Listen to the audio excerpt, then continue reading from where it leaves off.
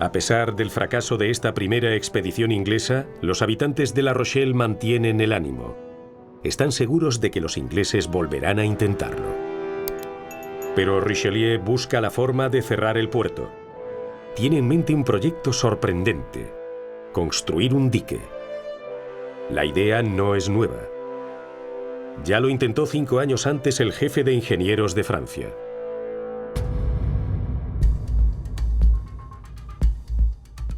El primer proyecto consistía en encadenar una serie de barcos.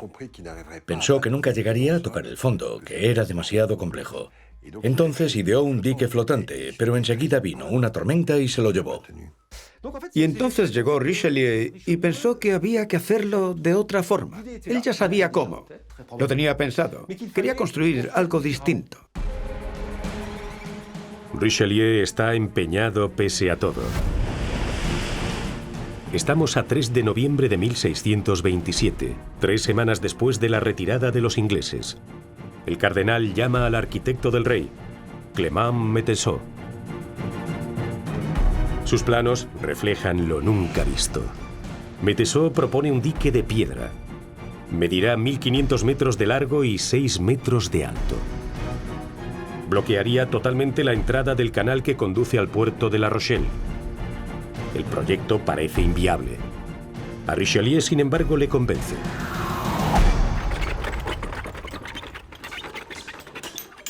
Pero, ¿cómo se erige un dique en medio del mar? Primero hay que asegurar los cimientos. Pero la bahía reposa sobre el fango. Clément Méteseau idea un proyecto cimentado a base de pilotes que permitiría estabilizar el dique sobre el fondo movedizo de la entrada al puerto. Una vez los pilotes estuvieran fijos, les hundirían encima barcos llenos de piedras, con lo que crearían un primer cimiento, una primera capa estable, sobre la que luego construirían un zócalo. Richelieu se decanta por una opción rompedora: barrenar barcos pesqueros y comerciales para apilarlos unos sobre otros. Richelieu retira de todos los puertos los barcos más viejos, los compra y los manda a La Rochelle. Busca barcos para llenarlos de piedras y hundirlos. En total hunde 59 barcos colocados en fila. Y los hunde dejando un paso en medio para el agua porque, si no, el dique se derrumbaría en la primera tormenta. Para repeler los navíos que quisieran atravesar el dique, se instala una línea de troncos dispuestos a modo de lanzas gigantes, una estacada. La estacada consistía en vigas colocadas en diagonal, con una inclinación de 45 grados y fijadas formando un triángulo sobre los barcos hundidos en el mar. Con marea baja sobresalían mucho del nivel del mar, pero con marea alta quedaban a ras del agua e impedían que los barcos se acercasen, por temor a quedar empalados en las puntas metálicas de las vigas. Una obra titánica que moviliza a más de 4000 hombres. Los obreros están expuestos al frío, al barro y a la lluvia. Fueron unas obras bastante costosas. Pensemos que el mar sube y baja. Y en primavera hace mejor tiempo que cuando llegan las tormentas del invierno. Pero también se forman buenas tormentas en verano. Hay marejadas. Tampoco se puede cimentar. Hay que guardar bien las piedras para que no se las lleven las olas. Desde luego, sí, fue una obra titánica. Para el cardenal es una cuestión personal. El dique podría ser su obra para la posteridad. Las obras del dique tuvieron un gran coste para el cardenal, un coste personal, porque cada 2 meses invertía 4000 libras de sus arcas personales en las obras del dique. La construcción del dique duró unos 4 meses, durante los cuales el cardenal enviaba su cofre con dinero. Richelieu se juega mucho. Si fracasa, los ingleses podrán volver por mar a socorrer a los habitantes de La Rochelle. En marzo de 1628 las obras van ya viento en popa, pero Luis XIII se impacienta. Sospecha de un nuevo ataque inglés. Quiere tomar La Rochelle antes de que Carlos I le envíe refuerzos. Pero ¿cómo penetrar en las fortificaciones de una ciudad inexpugnable? Gracias a los espías que tiene intramuros, el cardenal obtiene información. Sobre todo de los escasos puntos de entrada, las famosas puertas de La Rochelle. En el dispositivo rochelés hay un fallo. La puerta Maubeuge. Se dice que 2 explosivos bastarían para echarla abajo. Era una puerta que no tenía una protección específica por fuera. Todas las puertas que daban al exterior estaban bien defendidas. Pero esta puerta daba a la marisma. Y no necesitaba más, porque la marisma ya era una defensa natural. Pero la empresa es más compleja de lo que aparenta. La puerta presentaba una gran acumulación de obstáculos. No solo había un foso lleno hasta arriba con las aguas del Maubeuge, el canal Maubeuge, sino también un puente levadizo. Luego viene la primera esclusa, cerrada por un portón. Después, un largo pasillo acodado donde se esconden 40 soldados en emboscada. Richelieu prepara minuciosamente el plan de ataque con sus espías infiltrados en la fortaleza. Pero uno de ellos pierde la vida y Richelieu teme haber sido descubierto. No hay tiempo que perder, hay que atacar. Richelieu manda buscar en París artificieros capaces de tumbar la puerta. Atacarán la noche del 12 de marzo de 1628. Será el primer ataque de la corona desde el comienzo del asedio, 7 meses atrás. Armados con explosivos, tenazas y hachas, ponen rumbo a la puerta Maubeuge a bordo de simples botes. Cuando los artificieros hayan entrado en la fortaleza, podrán abrir el paso a las tropas del cardenal.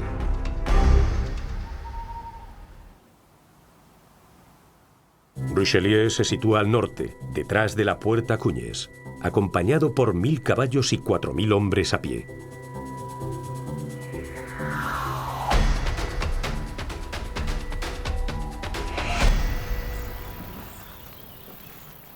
Los artificieros parten de noche para evitar ser vistos. Pero antes de llegar a la fortificación de La Rochelle, se pierden. Ni siquiera llegarán a atravesar sus escudos naturales. Los artificieros jamás llegarán a la puerta. Fue mala suerte. Había que atravesar las marismas, conocer bien el terreno. No había luna. Y aquellos hombres se perdieron en las marismas y no llegaron a la puerta a la hora acordada. Se hace de día y el cardenal monta en cólera por no haber logrado su objetivo. El asedio podía terminar sin haber hecho entrar a todas las tropas por la puerta de Cuñes y sin haber tomado La Rochelle.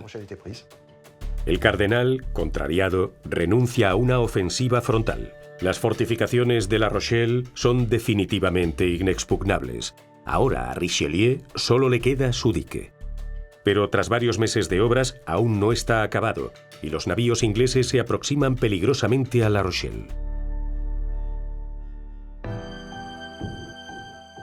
Una semana después del ataque fallido a la puerta Maubeuge, los habitantes de La Rochelle miran aliviados al horizonte.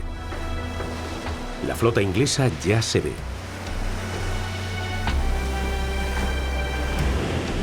Los ingleses han elegido el momento perfecto. Llegan justo después de una gran tormenta. Las obras del dique están paralizadas. Llegaron 3 pequeños navíos que traían cartas muy importantes de los ingleses para el pueblo de La Rochelle. Intentan entrar en la ciudad. Pensemos que el dique no estaba terminado, el famoso dique de Richelieu. Pero había ya muchos soldados. 2 de los barcos no pudieron pasar. El tercero lo logró, pero al final lo hundieron. Y con él toda la correspondencia secreta que cayó en manos francesas.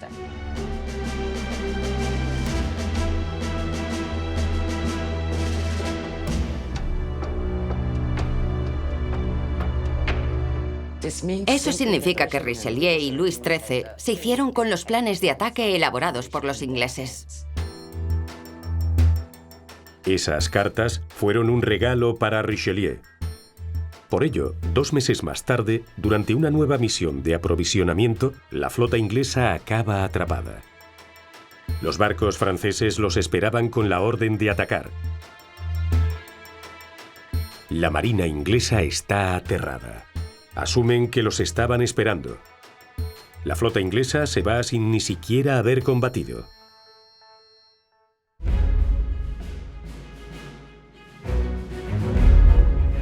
En mayo de 1628, 9 meses tras el comienzo del asedio, Richelieu cumple su promesa. El dique está terminado.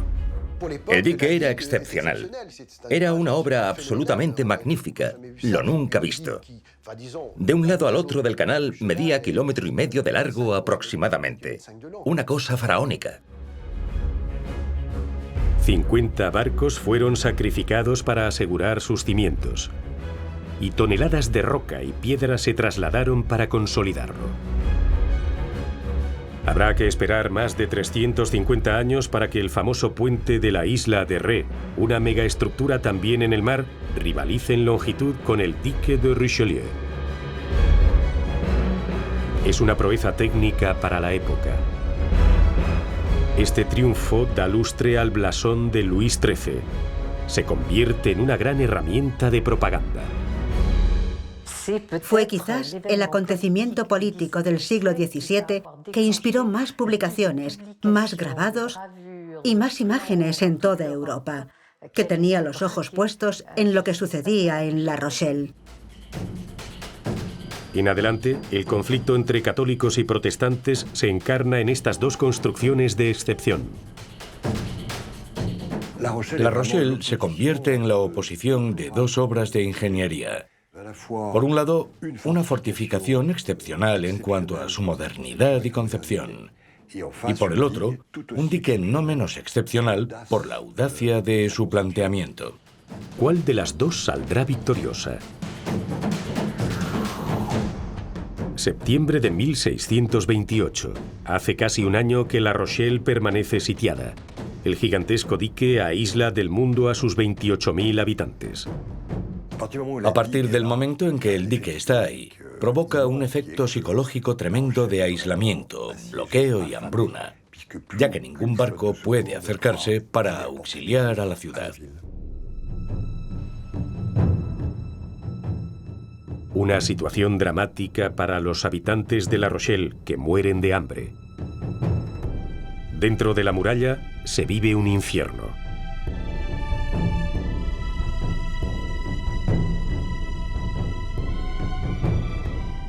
Se vivieron escenas durísimas de hambruna.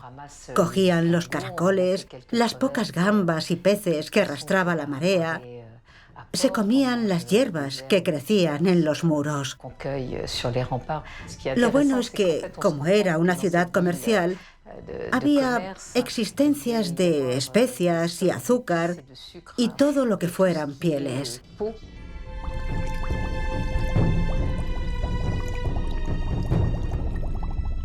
Entonces ponían a hervir las pieles y el cuero y perfumaban un poco la jalea con eso, con azúcar, jengibre y canela, y se alimentaban de ello.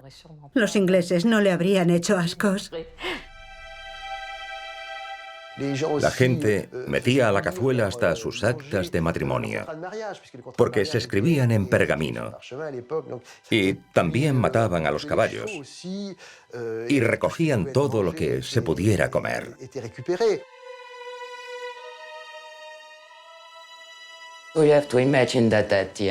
Y por supuesto, al final, los supervivientes se comían a los que habían muerto. No los mataban, pero se los comían.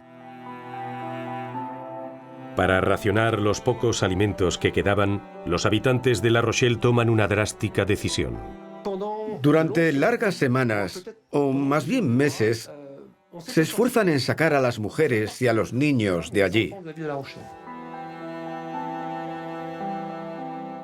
Según las estimaciones, varias decenas, aunque yo creo que fueron cientos de mujeres, fueron expulsadas literalmente de La Rochelle.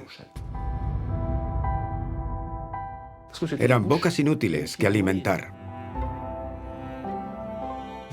Las enviaban a las tropas francesas, pero los franceses las rechazaban, las hacían volver para seguir matando de hambre a la población. Era un conflicto terrible, una guerra civil atroz. Entonces se quedaron entre dos murallas, la muralla rochelesa y el ejército francés.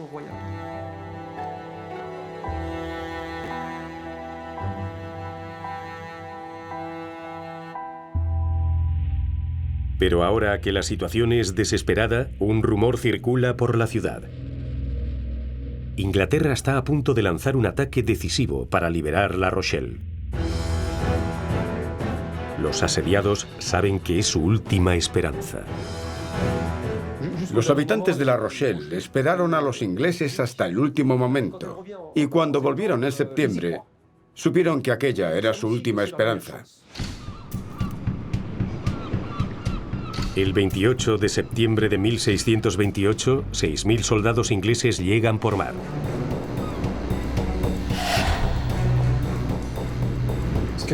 La flota traía 150 navíos, de los cuales 60 eran de guerra.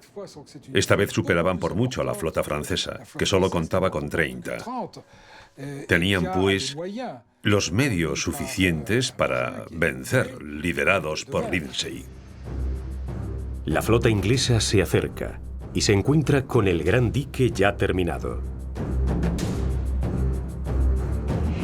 Detrás del dique hay una empalizada flotante compuesta por 37 naves atadas en cadena para bloquear el paso.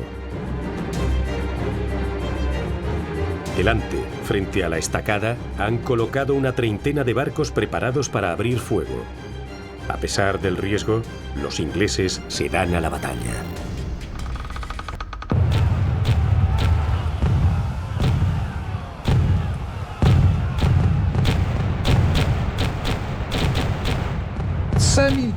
Lanzan 5.000 cañonazos contra la flota inglesa. Hasta Luis XIII está allí, maniobrando y prendiendo él mismo la pólvora de los cañones, ayudando para hacer retroceder la flota inglesa. Los franceses, parapetados por el dique, toman ventaja. Pero los ingleses desenfundan su arma secreta. Prenderán fuego a sus propios barcos. El objetivo es claro: hacer explosionar el dique. ¿Por qué incendian sus propios barcos? Porque era un ataque fácil al estar en el océano Atlántico. Bastaba con abandonarlos a las olas. Con un fuerte oleaje, los barcos llegarían incendiados al dique. A Richelieu lo pilla desprevenido. Si el dique cae, están perdidos. Pero el cardenal no ha terminado. Envía a sus barcos más pequeños. El humo que desprenden los barcos incendiados por los ingleses se les vuelve en contra y les impide ver cómo se acercan los barcos de Richelieu. Los franceses, ya muy cerca, abren fuego contra la flota de Carlos I. Los ingleses se ven forzados a retirarse.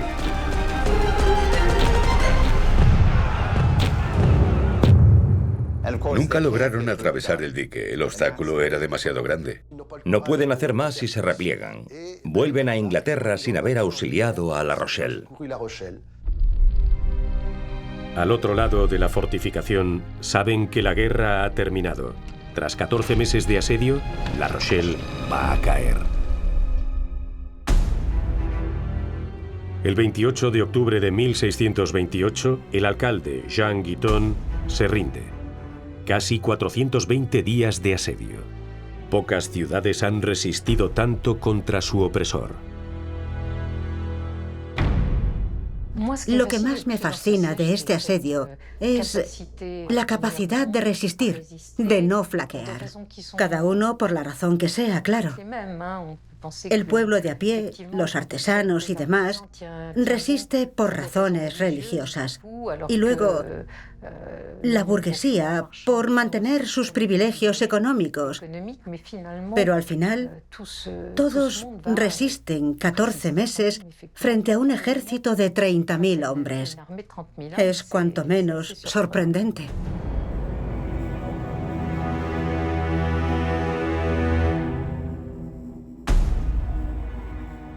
El 1 de noviembre, Luis XIII recupera la llave de La Rochelle.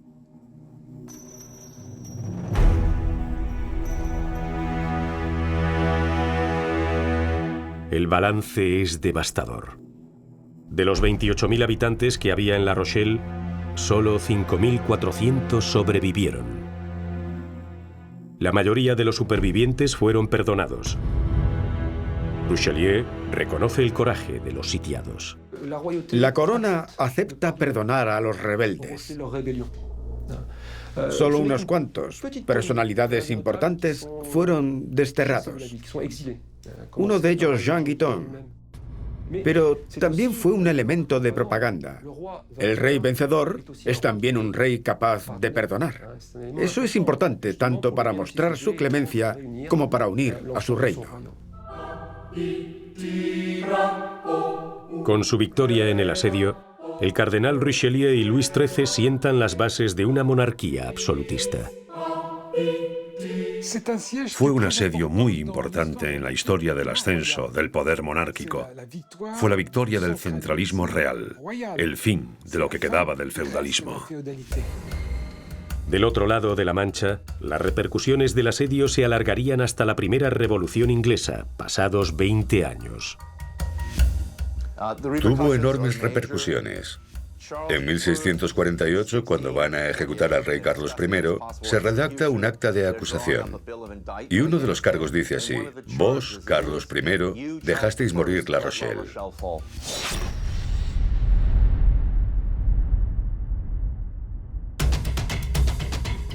El dique venció a la ciudad fortificada, esa que se decía inexpugnable.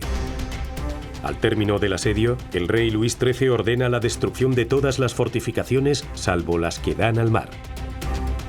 Del gran complejo defensivo solo queda el recuerdo. Solamente podía quedar el dique. Pero no contaban con el factor sorpresa. Unos días después de la rendición de La Rochelle, una tremenda tormenta arrasa la bahía. Gran parte del dique quedó destruido unos días más tarde del fin del asedio. Por unos días, La Rochelle no ganó la guerra. Hoy, los vestigios de los cimientos del dique se adivinan solo con marea baja. Pero el fantasma del hombre rojo sigue presente en el puerto. Donde un día estuvo el dique, hoy hay una baliza conocida como Torre Richelieu. El cardenal continúa vigilando la ciudad rebelde.